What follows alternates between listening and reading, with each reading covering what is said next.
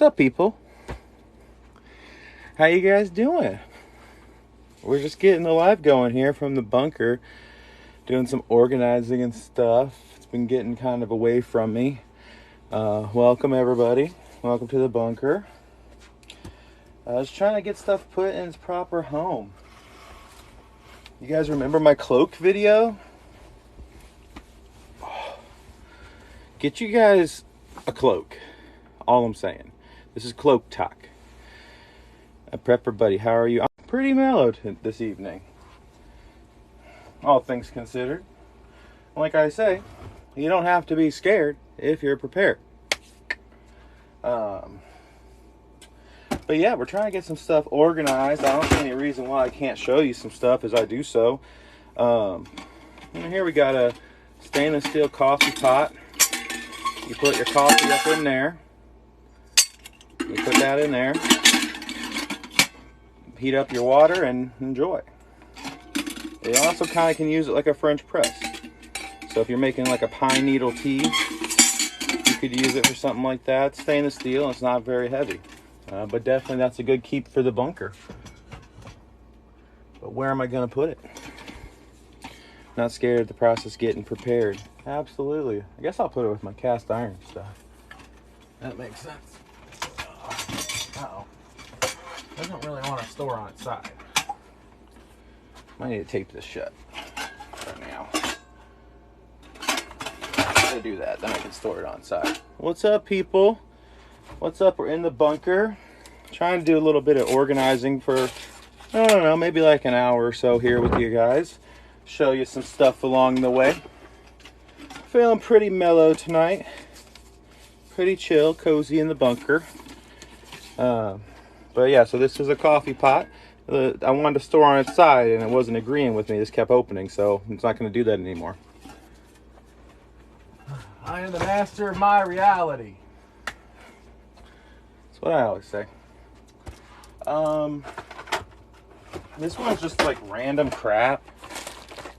Some antibiotics.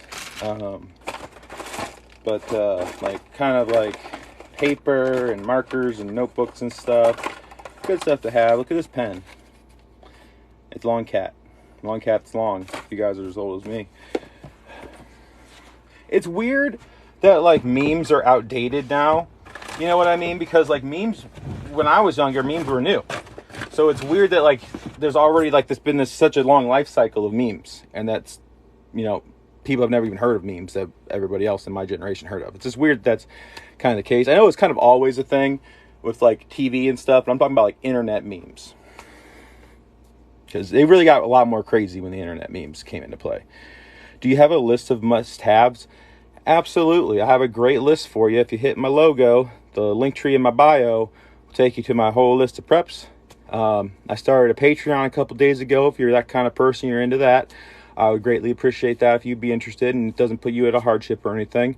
And there's lots of other good stuff on there. My other social, my Instagram, my YouTube. YouTube has a lot of exclusive stuff for you. Anything that can't end up here is going to go there. So there's some really good stuff that you need to know I can't give you here. So make sure you're checking out the YouTubes, okay? Hit the subscribe button as well. The more subscribers I can get on those platforms, the more exclusive stuff's going to also be on those platforms. But this ain't going to change, okay? You're also going to be here. When will the doctor be worthless? I mean, they're getting there, aren't they? My wife's a nurse, so I hear about how doctors actually are. So excuse me for that. But whenever you can't get the medicine that they prescribe you, or whenever they don't have a nurse to actually do what the care they want you to have, most doctors don't know how to do most stuff that you want them to do. Nurses do that. Or other specialist kind of people do that.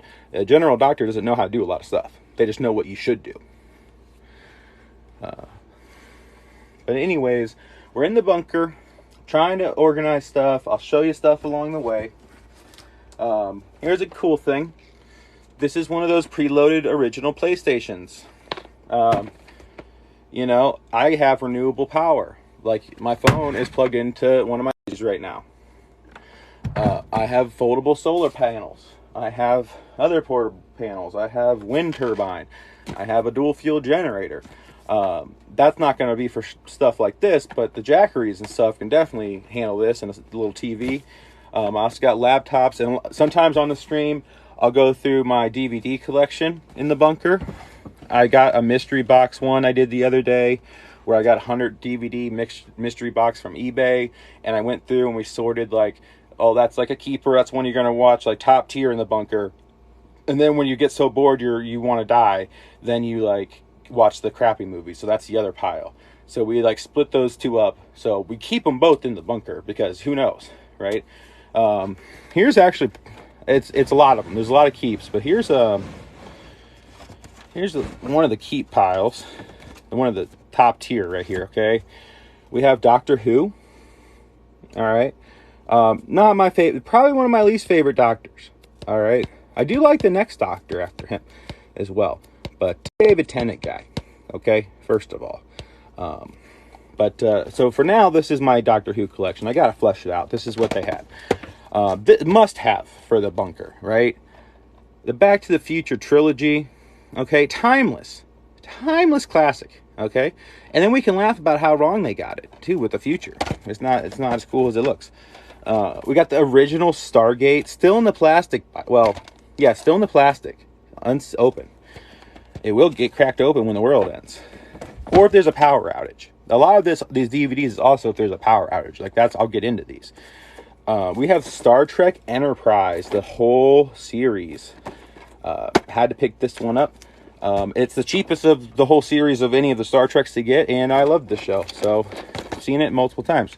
This is a great bunker pick as well. Watch this show. Jericho. Okay, I guess it's kind of probably backwards for you. I could flip it, but whatever.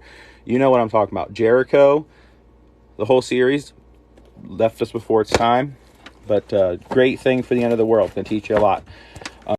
The whole That 70s Show collection, still in the plastic. So like if there's a shortage of Christmas gifts and I'm desperate, here's your gift.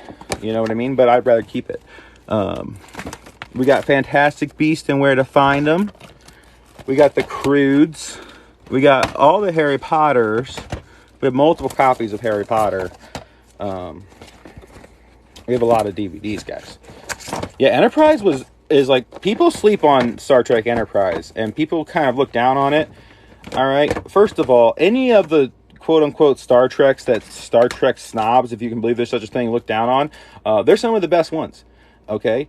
And the series kind of sucks compared to like every other series, even Deep Space Nine. Like it was good in that it was innovative, right? But it wasn't that good, like compared. I take any of them over that. But Interstellar. Okay. The Lizzie McGuire movie. You got to have that in the bunker. No, it's not a movie review show. I get distracted.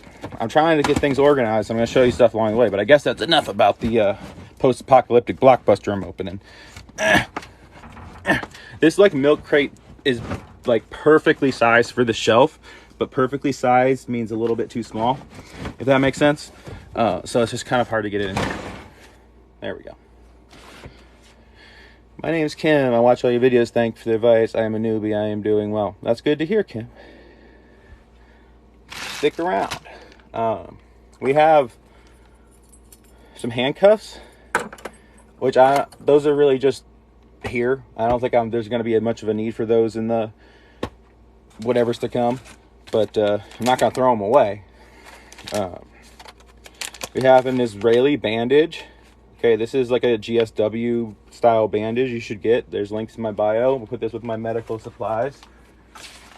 I have like some method to my madness right now with some of this stuff. Like, I don't know if you can see that good. That black tote is medical supplies that I've kind of sorted through. That blue thing is pharmaceutical, like stuff in bottles, over the counter as well. That clear tote is kind of a general first aid kit, but really set up to be more of a trauma kit, but I want to add some stuff to it. And then the top box is where when I find stuff that needs organized, that is medical, I'm putting it in there until I get a better spot for it. So it has a home, it's just not an organized home yet. And many parts of the bunker, I was organizing this. Yeah, let me just straight up turn the camera. Hold on a second. Okay, so this I had out of order. I had a lot of like not. This is only like I only do canned food now, just to keep rodents away. And now I put all the stuff that rodents could possibly get into stuff like this. Okay. Also, like on top of the fridge, and all those totes, and there's food under there, and there's water and stuff. But like this just goes in there pretty deep. Okay, I got some stuff stored up in there. You guys should get these. These are delicious, just like Cracker Barrel. Make sure you get your salt. But so I'm getting stuff organized. Like I got some random stuff back here that like kitchen appliances that I just don't use anymore, but still work. Like I have a toaster, convection oven thing or whatever there. I have a regular toaster, which like I can use parts from that or straight up use those if my oven doesn't work or something, or my air fryer. It's an option. So that's like tucked. I'm not going to need that in a hurry. So I got that back where this is going to get full with other stuff, and I'll just have to know where that is, and it's not important. So that's that. I got like gas mask and stuff over here at the medical. This is like a hazmat kit. It has like a yellow. It has like a Tyvek suit. Like this is a white Tyvek suit. These aren't as good. These are like what you wear to paint in, but they're better than nothing. For like even like fallout, but the yellow ones are more of a plasticky material and less of a paper, and they're like chemical rated. There's one of those in here, but I have more of those. Oh, there's also more food in there. And I got some other stuff. I have big gallon bags, foil, baking soda or baking powder, baking soda, a bunch of propane, and some rubbing alcohol here. I just got 6 more pounds of this. These are like for my torch, but I have the green ones back there too. I have 4 green ones in there, but I just got 6 more to put in here with these, the green ones for my heater and my stove, which there's like a fire, like some fire logs and stuff in that box, just like random. This isn't stuff I really need in the bunker, but this is like I hide my preps in the bunker. So like if I'm outside or need to make fires and stuff or whatever, there's just some of this kind of shelf stable. I don't make like my own like fire starter kits or nothing. I just get those, and they last, and it's just a little easier. I got some foil, which I should put the foil with the other foil. This is a pretty big box. This kind of isn't the problem, I think. I'm trying to look. I'm trying to do 2 things at once, guys. Where can you get the gas mask from? Look on cheaperthandirt.com. How long have you been into prepping and what's your starting? See, I'm trying to answer the questions, guys. It's just, I was trying to do 2 things at once. It goes in bursts. How long have you been into prepping and what's your starting point? I've been into prepping for at least 15 years, maybe even my entire life. But the last couple years is when I started like understanding, well, not even understanding, but like seeing the signs I was already looking for, if that makes sense. And that's when it made sense to start investing in stuff, okay? Like stuff I already knew I needed, but just had on like that back burner wish list as far as my preps, like stuff like this. And like even the bunker itself, I didn't buy my house until a year ago, right around now. So that's when I was able to get this going. But hold on a second, let me flip it again. But anyways, trying to get stuff organized. Yes, organizing the bunker. Is your bunker underground? It's mostly underground. I don't want to give you too many details about its exact location. But like, for example, there's like a window behind me. That is fake. You can kind of see how it's just like gray. There's concrete behind there. If I want to, for like morale, I can put like a battery little light in there, make it look like there's sunlight coming in, or even like something like this. But no, that's all I do. Now, so this is more advanced than that, but I do have a video out there. If you do have a basement and maybe a couple $1,000 or less, you buy some cinder block, and basically I tell you how to pick off an area that you can build a wall, like a cinder block wall that looks like your basement wall, except you have a space behind there now, and people aren't going to really notice. They're not like looting your house with a tape measure. You know, if you have like 4 or 5 feet width and then the length of your wall, they're not really going to notice if you do it right. And you can reinforce the ceiling with like heavy steel. You can put concrete on top of that. So this is, you know, more sophisticated than that, but that's an option for about anybody if they're interested in having something like set aside a space to hide your preps, because you should hide and not fight.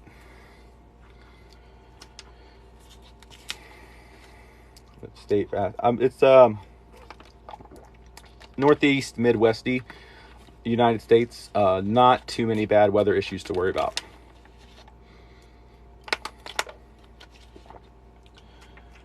So like ventilation, talk about ventilation for a second.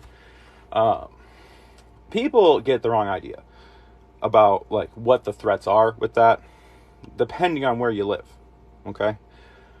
There's really 2 scenarios where there's a big air issue that we're going to be prepping for. And this is like worst case scenario stuff. Like a lot of the prepping we do, and that most people do, especially when you're started, like I'm going to go on a tangent for a second, but don't let yourself get, don't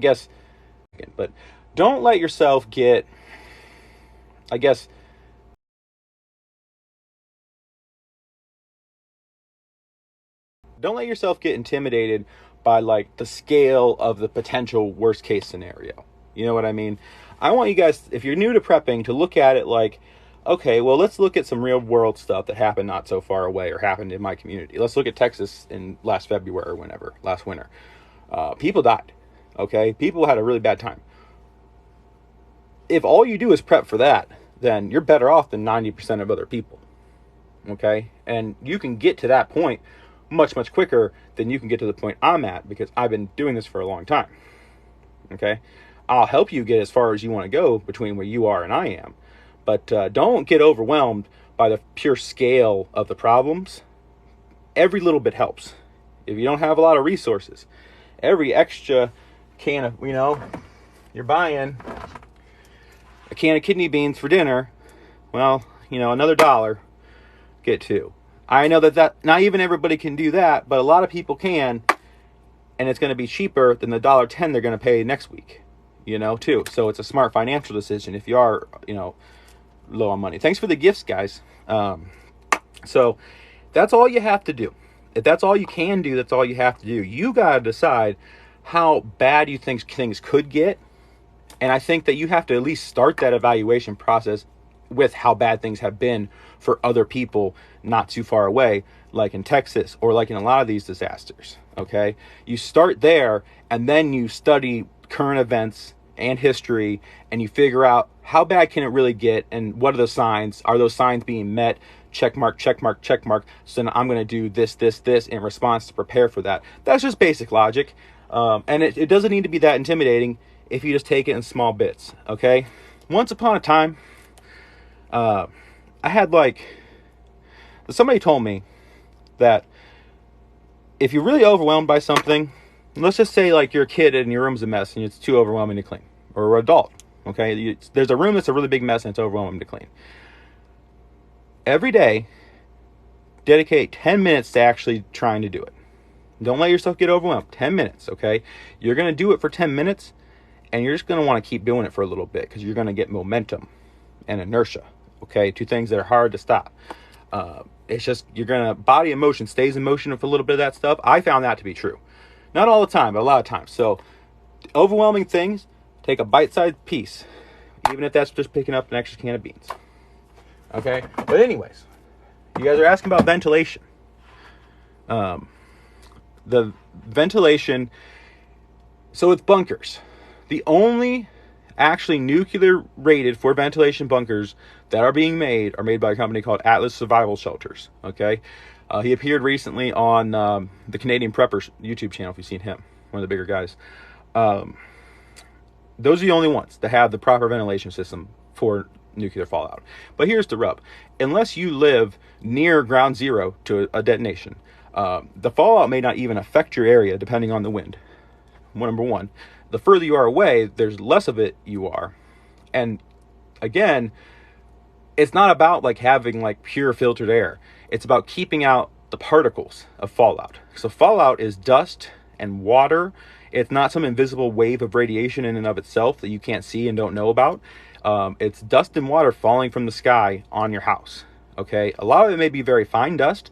So that's why things like doors and windows and the cracks around them, you really need to seal. Honestly, get some plastic from the rolls in my bio, or the link in my bio. There's two different options. There's kind of a thick vinyl if you got like $130. If you got like, I don't know, like 30-ish or something, it's a lot less than that one. You can get the thin plastic. And you can just do all your walls. And that's good for cold weather too. And if a nuclear bomb went off, there might be some cold weather coming your way too. So that might be a double whammy. But doing that, if you seal off the big holes, your house itself, if you're just sheltering in your house, is going to ventilate out most of the fallout that would ever harm you. The second part of that is it doesn't just render your house uninhabitable for 100 years, okay? At ground zero, maybe, where it got just saturated in super hard radiation from the direct blast of the bomb, sure. But the fallout, the half-life of that stuff is 2 weeks. So 2 weeks from the initial fall, it's half as deadly. 2 weeks from that, it's half as deadly again. So it's a quarter deadly. 2 weeks from that, it's half as deadly as that. It's an eighth deadly. Okay, so what's that? A month and a half, and it's an eighth deadly as day one. That just exponentially decreases. Okay, you don't need to shelter too long, 1 or a couple months, right? And then stay away from that dust. Definitely don't breathe it in. You don't even have to have a gas mask at that point. You could, it's better at that point, but at least have like an N95 or some kind of something covering so you're not breathing that in. The problem is, even if it's a little bit radioactive, once it gets in your body, when you breathe it in or eat it, it just stays in there, and that little bit just adds up and just microwaves you, basically. You don't want that. So don't let it get in your body. Wash off. If eventually, years later, you need to grow, you just peel back the first 6 inches of topsoil. Under that, you're good to go. Rock and roll, baby. But again, every 2 weeks, it gets half as deadly as it was. So you don't got to wait that long, but just be careful. But so for ventilation purposes, for the question, I know I've been talking for 20 minutes about that same question. Your house is going to ventilate out most of that stuff, especially if you do the plastic. You don't need like a fancy air filter. It's very hard to have your house actually be contained enough to do that. But if you just do the simple stuff with the plastic, you'll probably be okay if you're not super, super close. Also, get yourself a Geiger counter. I got one in the microwave here behind the camera. Link in my bio for that too. It's not very expensive. So would you take in anyone, like a small handful of people for more spread of labor type of deal? No. I might offer some aid to like my immediate neighbors. Probably not in here for long term, especially. I have a long history with my one neighbor in a good way. So that might be, they would get a little bit extra help. I know them and trust them. It's a nice elderly couple.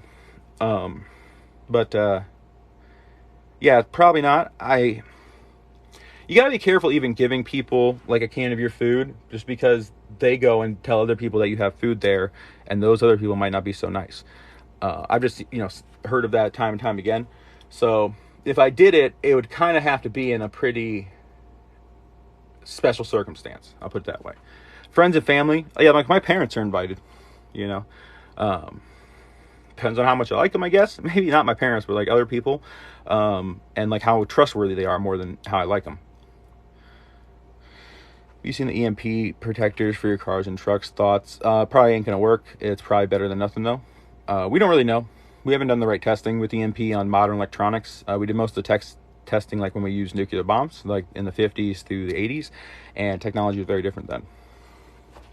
How do you know if you have enough food? Well, you can never have too much, because you can always cycle through it and eat it over time. If it's shelf stable, it's going to last a long time. I mean, how many years does the food last? If you have more food than you can eat in that amount of time, you definitely have too much food. But anything more than the normal person, which is 3 days apparently, you're better off.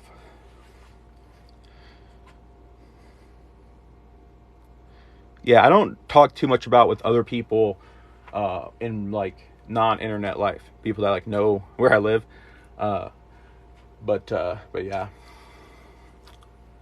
Nothing is non-perishable. Yeah, but it's about the amount of time, dude. It's not all or nothing. If something lasts for 5 or 10 years, you have plenty of time to eat that thing and replace it with a fresher thing and keep the same inventory level in your stock, but also not have any of it go bad. That's a rotating pantry. So you don't want to have more than that if when the time happens that you like everything falls apart and you can't get more or whatever happens. However, you can either give that extra away that you know is going to go bad while it's still good, or you can barter it. Or you could try to find a way to kind of re-preserve it if certain things it might be possible to get more time out of it.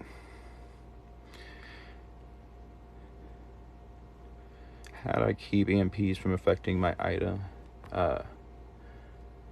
So redundancy with all things prepping, but with EMPs particularly, because we don't understand them that well. We just know what's possible, kind of. So metallic conductive things, put it like that. This is metal faced. It's like bubble wrap inside and then metal conductive stuff, kind of shielding. This has a number of purposes. Okay, this is like a Mylar basically, but it has a number of purposes, not the least of which being it stops thermal imagery. So this stuff is cheap too, by the way. It stops thermal imagery, so people can't tell that I'm here or this room is here. It's just going to look like the rest of the ground, you know.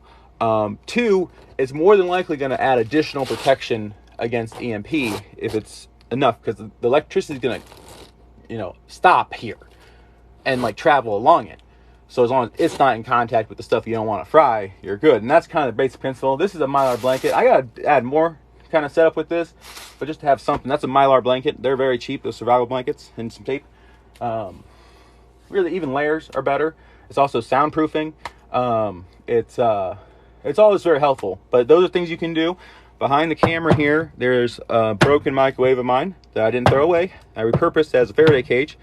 With that glass plate in there, if you insulate the stuff so it's not touching the metal, that's going to act like an additional redundancy Faraday cage protection for my electronics. So like my Geiger counter's in here, my emergency radio's in here.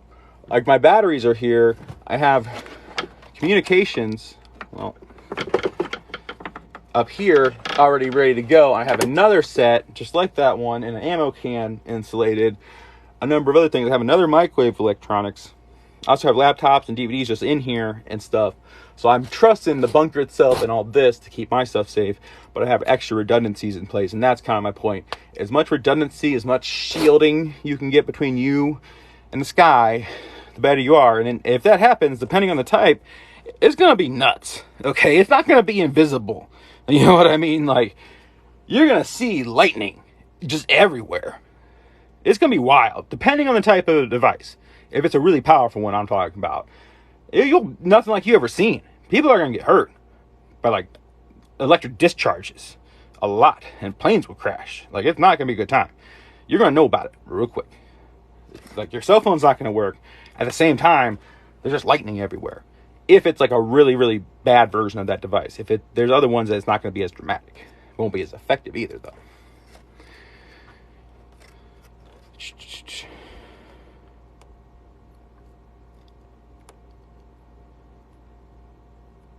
Let's see. I'm looking through your questions, guys. Go get the cheap chicken wire, my dude. Dude, I have a ton of chicken wire. There's some at the link in my bio. You get shipped right to your house.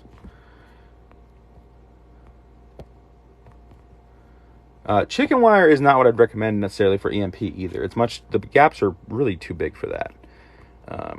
Chicken wire with Mylar blanket with it, maybe. I could see that. That might be extra help. And also stability. Chicken wire, stock up on chicken wire, folks. Get the bigger gauge fencing too. Get the plastic I told you about. 1,000,001 uses for prepping. 1,000,001. Let's see. A little bit. Can you tell us what is on the ceiling above your head again? This is insulation, metallic, to help with thermal imaging protection so people can't see me or whatever. And then also for actual insulation. It's like bubble wrap with like basically like a metallic kind of mylar material on either side, so you're getting 2 layers. It's sound insulation. It also makes it kind of look like a spaceship up there, so that's good too. This is a mylar blanket because I ran out of this stuff, but this is better than nothing. It's just kind of thin. Do you have a schedule when you go live so I don't miss your next one? Absolutely not. I just don't, my life. So usually it's when I like to spend as much time as I can with my wife. She is a nurse at a hospital, so she's busy. And the days she works, and she works like 13, 14 hours, those are usually good days for me to stream, but those are different days every week. And like different things I have going on different times. So for right now, no. If I didn't have my full-time job, I could definitely have things more scheduled and do a lot more stuff. But for now, usually going to try to be done before 7:30 with a lot of the time. Maybe once in a while later than that, but 7:30, 8:30-ish a lot of times, Eastern time. Whenever she calls me on our way home, and that's usually a good sign to end live. But like I said, just because we don't get that much time together, so I just try to do this stuff when she's busy anyways. But I can't tell you what state I'm in. Filters dirty water into clean water. But yeah, so I'm trying to get some stuff organized. I answered some questions for a minute. I want to show you some stuff too. I have a bongo. My wife has this like book box thing, like the book club. I'm sure I have a lot of female followers. They have that, if you read. But they send you like little gifts out with your book that like you get to this page and you open this gift and it's a whole thing. She really likes it, but that's where this came from. And so a lot of these gifts she ain't ever going to use. And I thought, well, a little bit of entertainment in the bunker.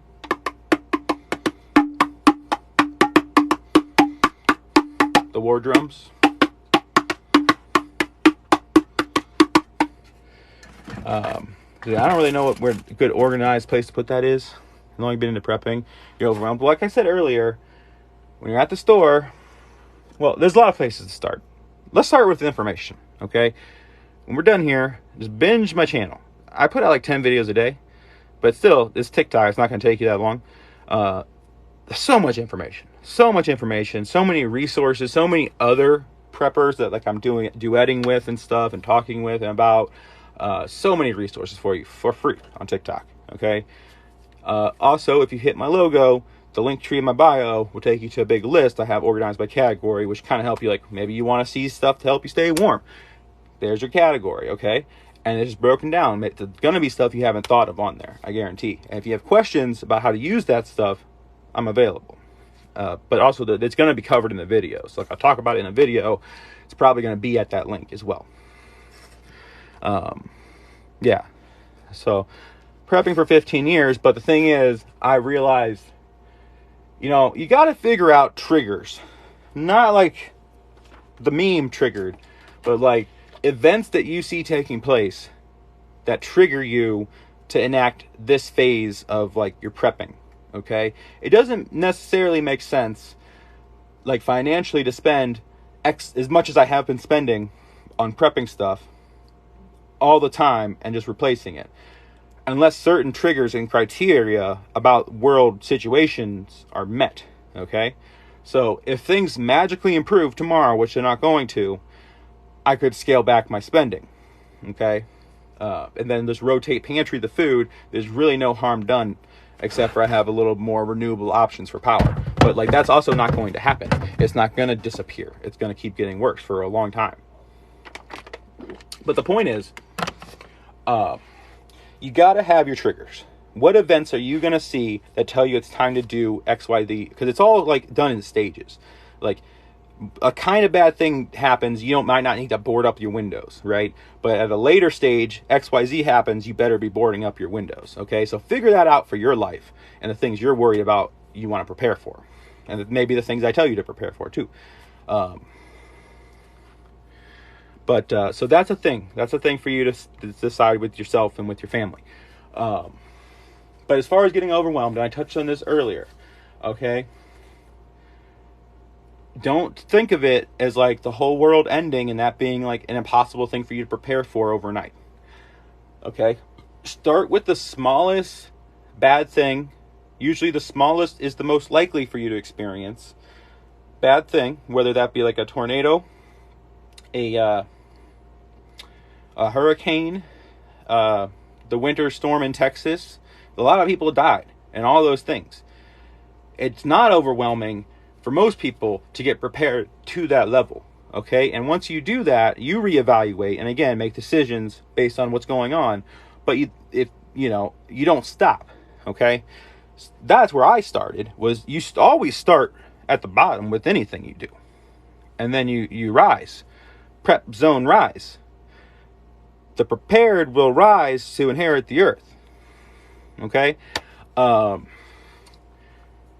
yeah, you got to rise to the occasion you're at with the resources you have. Don't let yourself get overwhelmed. Just set your goalpost that you're trying to reach at a place you think you can reach, and you won't be overwhelmed.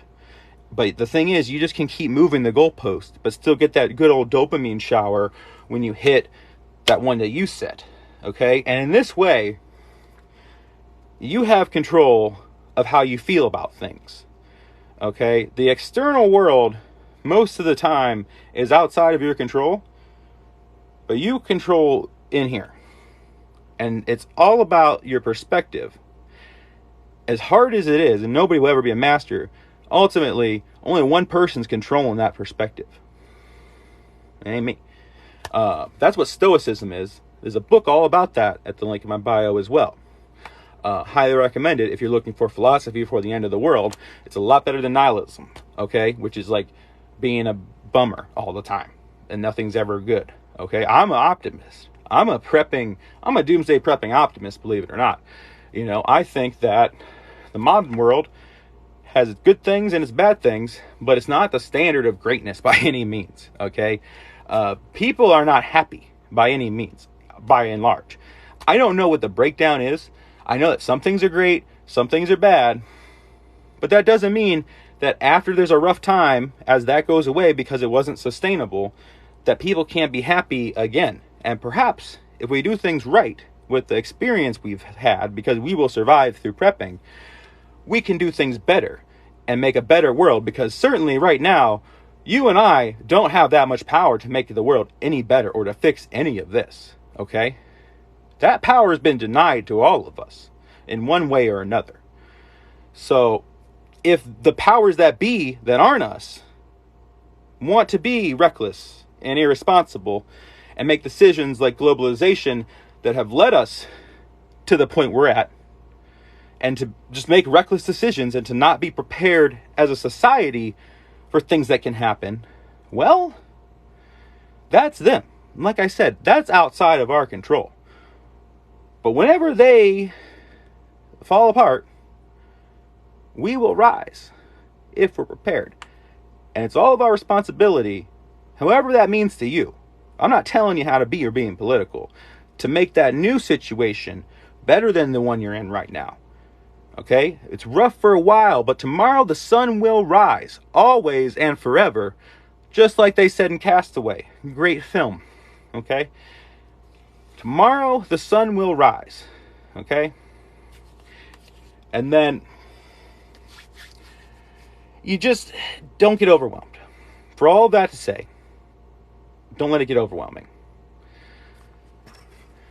Let's see. Propane generator or solar one? Both. They do different things for you. The propane generator, get a dual fuel. There's one at the link in my bio.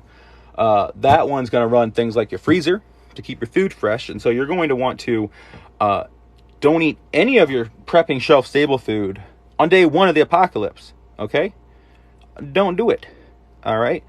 You're eating the stuff out of your fridge and the stuff out of your freezer, the stuff that's going to go bad really soon. Okay? The bread on your counter. You're eating all that stuff that's about to go bad. You ain't touching nothing that it's going to keep, first of all, until that's gone. You use your generator to run your freezer to make sure you're actually eating all that food and none of it's going bad. Okay? That might get you through a whole slew of disasters if that's all that happens, first of all.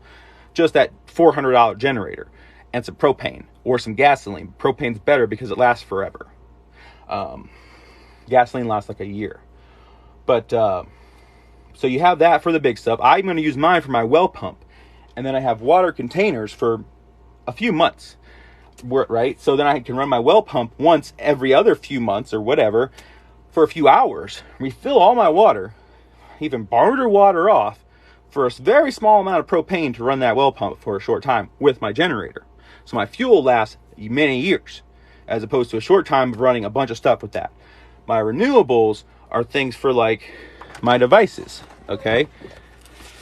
My devices, DVD players and laptops, and pulling up cold storage like PDFs and stuff and downloaded web pages and, playing Xbox. Okay, I can do that after society falls apart because I'm prepared. I can play Xbox. Okay, you can too, for not that much money. Certainly, you could do that for much less than the cost of an actual Xbox. By the way, like this thing's $200, less than that a lot of times. A nice 100-watt panel is like $100 some. Those two things can power a flat screen TV. You might want to get a bigger one of these, but like the biggest one of these that they make is $1,500, and that'll run a lot of stuff.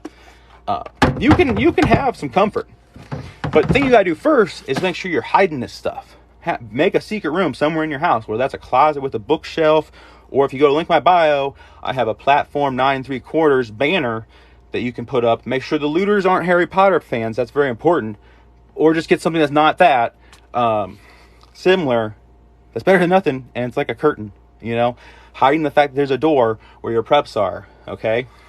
People are frantically looting around. They might not notice that. But as you start to, again, redundancy, secure that door. Put a bookshelf in front of that.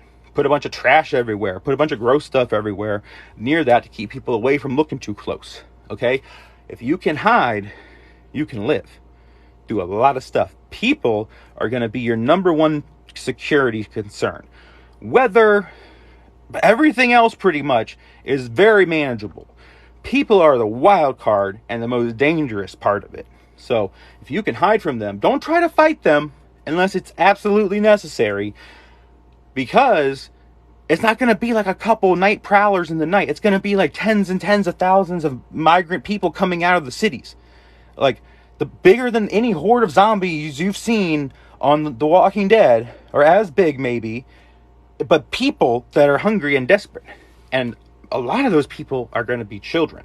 Okay? You're not going to be successful, but you also don't want to just open fire for like moral reasons. Okay? The only thing you should really do is hide yourself, hide your stuff, and they'll move right on through. Ghost right on through your house looking for stuff. Maybe leave something for them to find. Maybe make it look like it's already looted. They're just going to leave. They're just going to leave and be about their day and leave the area and keep doing that across the country.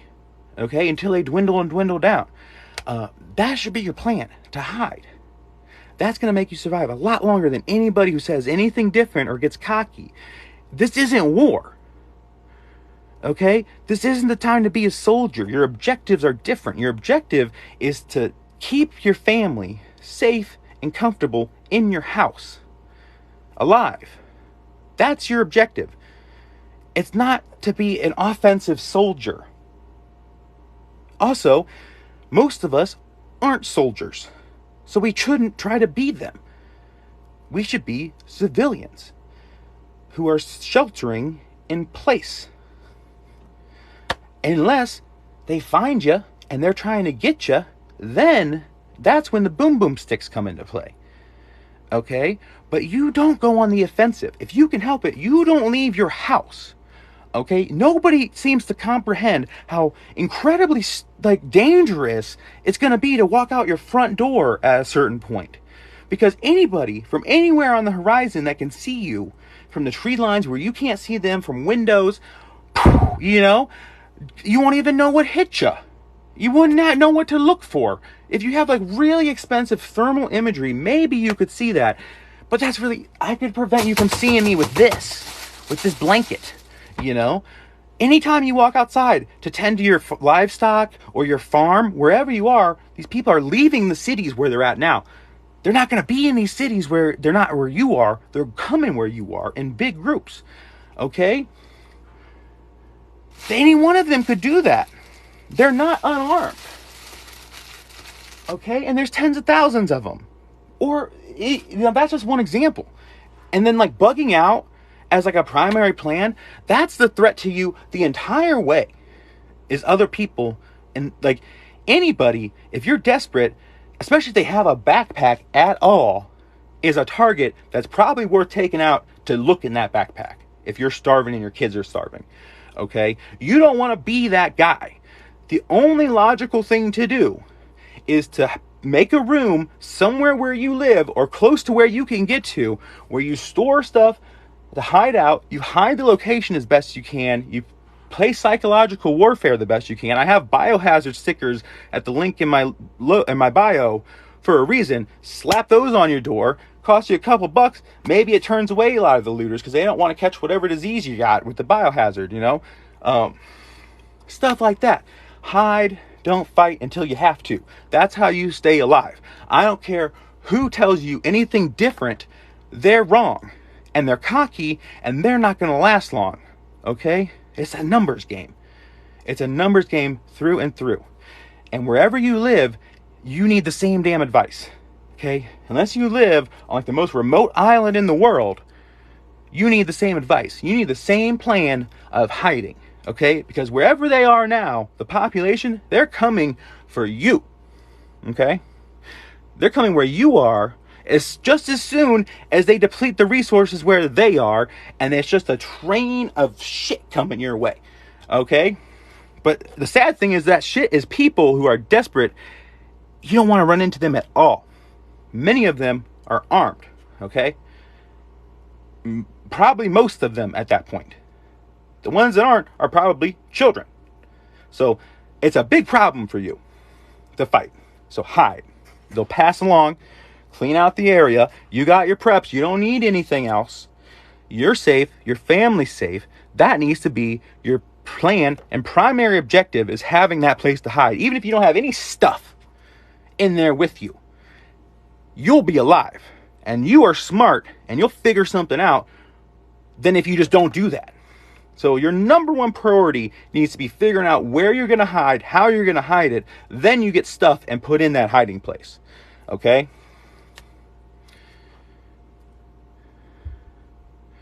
A false wall in front of your door. Yeah, lots of false walls. That's what I'm talking about. Go to your basement, spend a few thousand on cinder blocks and some other stuff. Build a false wall along the length of your basement, like, I don't know, depending how big your basement is, how big you want to get. Enough so it's not super noticeable. They're not coming down there with tape measures, measuring your basement versus your upstairs. Especially if you have multiple rooms upstairs. They're not going to notice your basement's a few feet skinnier than it should be. Okay? Have a hidden door in that wall. If you have a long basement, you got a big old bunker ready to go. Put some steel on the ceiling if you got the money for that. If you want to go next step, put some concrete on top of that. You got a strong bunker. Okay, you want to put your fancy ventilation system in? You can. Okay, nobody's dropping something right on top of your house to get in there. It doesn't need like a bunker buster. Okay, you're just hiding from people. If you can make it fireproof, even better. Okay, but people aren't probably going to set your house on fire for no reason. By and large, I'm sure that will happen, but by and large, you're better off just hiding. Okay, that's less likely than the bad things if you don't hide. Our basement, you can see the layout from our house. You would notice a hidden room. Maybe a closet. I've seen people use an attic. I don't recommend an attic because of the heat, but if you can climate control it, it might not be the worst, and keep it sealed. They had planking wood all up and down, and they had a ton of stuff in there. I saw that on here. That's an option too. Wherever it is, however secure it actually is, it's just about the psychology of it being hidden. Okay? If you have to go outside and dig a ditch, okay, and put a board over that ditch, they use spray paint and like put plant matter on that board, and then just go in that ditch for a few hours to hide from people, and that's your only possible plan you can come up with, you better get that shovel. Okay? Have an option to hide when the hordes of people come. Okay? That's my point. Hiding, not fighting. Unless they find you. Then you fight. When do you think this will happen? How long do I have to prepare? Nobody has a crystal ball. Okay, nobody has a crystal ball. I have said publicly on here that if certain things happen or certain things don't happen, I could see at the earliest around like New Year's, early January. Something really bad kicking off. But that's caveated. Okay, there's a caveat to that it wouldn't be the case necessarily if they raise the debt ceiling and we do not default on our debt. That date is based on the United States defaulting on its national debt, okay? If that doesn't happen, if they push that back, that date isn't so sure anymore. Okay, so if you were going to quote me on that, get the whole thing. Don't pull a Dave Chappelle on me. But anyways, am I not allowed to say that? But anyways, the thing, people argue about this with me all the time, about hiding or not. You know, it's the only way. How can you heat your home without a generator? That's pretty easy. Mr. Buddy Heater. I have them on Walmart. I have them on Amazon. They're cheaper at Walmart. All my links are from Amazon, so I don't believe I even have one on there. But I'm telling you, it's like $10 cheaper at Walmart. It's like 70, 80 bucks. Maybe it's going up right now. That, and then the little green propane canisters, which I just bought some. I have a bunch of them, but this would also work. But you really want the green ones because they fit in the Mr. Buddy. But propane. I have a bunch of propane for my generator, but you just need the heater, which you can run indoors, perfectly safe. It's a propane heater made to be used indoors. It's like not fire. Like you could set something on fire, but you're not going to suffocate. You know what I mean? But it says right in the box, indoor propane heater. That's going to keep you warm. And then all you got to do is just buy a bunch of these green propane tanks. You're warm. Do either a pipe shut off, like I told you people how to do in previous videos. If your house is dumb and doesn't have a shut-off valve anywhere in your house, only has it on the street, and you have the ability, call a plumber or do this yourself. It's not hard. If you guys blow up my YouTube, I'll do a tutorial. Install a valve. The valve is like less than $15 at Lowe's inside your house. That literally, you just turn it and then you go drain your taps. You just leave them running, collect the water to use later, and your pipes are empty if you do this right. If you get all the water out through all your taps, your pipes are empty at that point. They cannot burst if they are empty. Okay? That would have saved people billions of dollars to know. That's what I teach people on this channel. It's stuff like that. I have a viral video to that effect. You need to know to do those things. You get the $60 Mr. Buddy heater. You invest in others. So I had to buy the tanks, but for the propane itself, I spent $60 and got 80 pounds of propane, which is 4 times a full tank for your grill, for reference. The tanks themselves, I got Tractor Supply for like 130 to 150. I got 2 of those, and I have a bunch of smaller tanks. I'm going to have propane for a long time for my generator and for my cooker, my food cooker, my Mr. Buddy heater, and my pipes aren't going to freeze. I'm going to use my propane generator on my well when I run out of my month's supply of water for just a few hours. With a little bit of fuel, refill all the containers and be good for another few months. Okay, propane's a miracle for preppers. Get it while you can. I'll tell you now, get it while you can. It doesn't go bad. The La Palma eruption. I think that's one of those things that's hard to get a good feel on. I think that